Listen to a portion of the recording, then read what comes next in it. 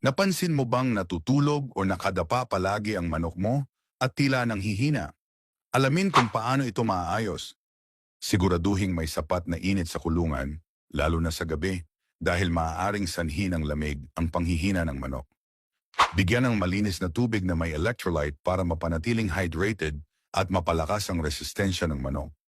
Pakainin ang pagkain na mayaman sa protina at bitamina B, tulad ng grains at leafy greens para mapalakas ang kalamnan at enerhiya ng manok.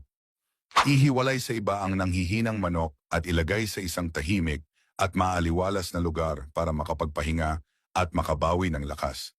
Kung patuloy pa rin ang panghihina o hindi kumakain ng manok, kumonsulta sa eksperto para sa tamang diagnosis at lunas. Bigyan ng tamang nutrisyon at sapat na pahinga ang mga manok mo para manatiling malakas at masigla. I-follow para sa iba pang tips sa pag-aalaga ng manok.